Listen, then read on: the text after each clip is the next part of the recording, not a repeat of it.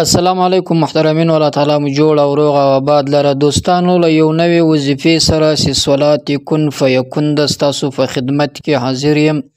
چې هر حاجت می کن فیکون کې حل کیږي، هر مراد می کن فیکون کې پوره کیږي او هر دعا چې کوي هغه می کن فیکون کې قبلیږي. صرف دغه یوه وظیفه ورسره ملګرې کوي. چا چې هم دغه لمونځ چې صلات کن فیکون ده دا لمونځ یې د هر جائز حاجت لپاره کړی ده، د هغه جائز حاجت پوره سوی ده. چې د هر مراد لپاره تاسو دا وظیفه کوئ هغه مراد به ستاسو فورا په هغه وخت کې انشاءالله قبلیږي او ستاسو هغه دعا چې تاسو یې کوئ، ستاسو هغه جائز خواست، ستاسو هغه دعا به الله تعالی په دغه وخت کې انشاءالله ډېره زر قبوله کړي. نو کوشش وکړئ له دې موقع څخه فایده واخلئ، ګټه ورڅخه واخلئ. هغه وظیفه چې نن یې زه تاسو سره محترمینو شریک کوم، که چیرې د دې په برکت سره ستاسو وظیفه تاسو وکئ او یقین او عقیده مو هم مضبوطه وي، دا صلات کن فیکون کوئ او ستاسو په ذهن کې ستاسو په دماغ کې چې کم حاجت وي انشاءالله هغه حاجت به په دې لیږ وخت کې پوره سي او الله تعالی د انسان دغه صلات کن فیکون چې دی کوي دا نه ردوي.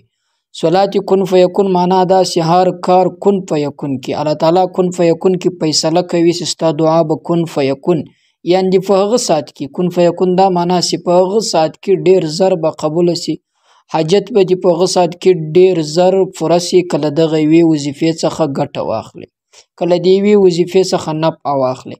که په زندګي کې دغه وظیفه کوي او په یقین سره کوي، په عقیده سره کوي، انشاءالله الله تعالی مهربانه ذات چې د صلات کن فیکون کې داسې طاقت، داسې قدرت، داسې فضیلت، پاور پروت ده چې هیڅ کله په دغه دوران په دغه وخت کې ستاسو دعا، ستاسو حاجت، ستاسو خواست نه قبلیږي بلکې ضرور هم نه ردیږي بلکې ضرور قبلیږي. فاته نه لري چې قبول نسی. محترمینو دا وظیفه 2 رکعات لمونځ ده چې صلات کن فیکون په نامه باندې ده، یعنې ډېر اسانه ده. زه درته طریقه ښیم، لیږ ورته متوجه سئ، غوږ ورته ونیسئ. هسې نه تاسو نیمه وګورئ ویډیو، نیمه نه وګورئ، نو بیا به تاسو طریقه نه وي زده، بیا به تاسو په هغه ډول کوئ، په هغه طریقه باندې به سم عمل هم ونه کړي. محترمینو وظیفه دغه ده، یعنې دغه وظیفه په داسې وخت کې تاسو کولی شئ چې په هغه وخت کې مخکې ما درته وویل چې مکروه وخت نه وي، یعنې نفل نه پکې صحیح کېږي، داسې وخت نه وي بلکې چې نفل پکې صحیح کېږي په هغه وخت کې چې هر وخت تاسو فارغه سواست دا لمونځ کېږي. کله چې مې لمونځ اودس وکړئ، له اوداسه نه بعد به 2 رکعاته نیت وتړئ د نفلو. کله چې 2 رکعاته نفلو نیت تاسو وتړئ نو خو سبحانک اللهم به ووایاست تر سورته پورې، یعنې تر ولغدال نامې نه پورې، تر دې ځایه. کله چې مې ووایئ تر دې ځایه، له هغه نه بعد به په اول رکعت کې مثلا 10 واره سورة الکافرون ووایاست. یا ایها الکافرون لا اعبد ما تعبدون ولا انتم عابدون ما اعبد. دغه صورت به په اول رکعت کې 10 واره ووایاست. یو وار مې ختم کوي، بسم الله شریف ووایاست، بیا به شروع کوي، بیا دا رقم. یو رکعت خو مې وکړئ، سجدې ته ولاړاست، بیرته راپورته سواست. 2م رکعت چې بیا ځئ مثلا سورة الغدال نامین مې ختم کوي نو خو بیا به صورت وایاست. د دې صورت پر ځای به بیا 10 واره سورة الاخلاص ووایاست چې قل هو الله احد الله الصمد. دغه ده داسې د کله 10 واره ووایئ، بالا به نور هغه لمونځو کې اتحیاتو به ووایئ، خپله سجده به وکړئ، سلام به وګرځوئ. ګورئ وظیفه پوره سوې نه ده، وظیفه نور هم پاته ده. کله چې د سلام وګرځوئ، له هغه نه بعد به په ډېره عاجزي سره په ډېر خشوع سره پر سجده باندې پرېوځئ. کله چې د سر و تندی پر سجده باندې ولګوئ، دغه وظیفه به شروع کړئ. سبحان الله والحمد لله ولا اله الا الله والله اکبر ولا حول ولا قوة الا بالله العلی العظیم. دا به 10 واره ووایه. داسې 10 واره ختم کړئ، بیا به دا تورې ووایه 2م وار، اللهم صل علی محمد کما تحب وترضى. دا به 10 واره ووایه. له دې نه بعد به دغه تورې ووایه، ربنا آتنا فی الدنیا حسنة وفي الآخرة حسنة وقنا عذاب النار.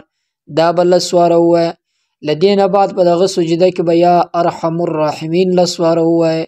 له دغه نه بعد به یا ذا الجلال والاکرام 10 واره په سجده کې ووایه. خو که د چا یاد نه وي هغه مثلا مخ ته فرچې باندې لیکلی سي هم یږدلی سي. د سجدې په دوران کې هم په داسې نظر کې باید سړی نظر ورته وکړي چې هغه لیدل کیږي. که دغسې سکرین شاټ مخ ته کیږدي هم یا ویلی سي.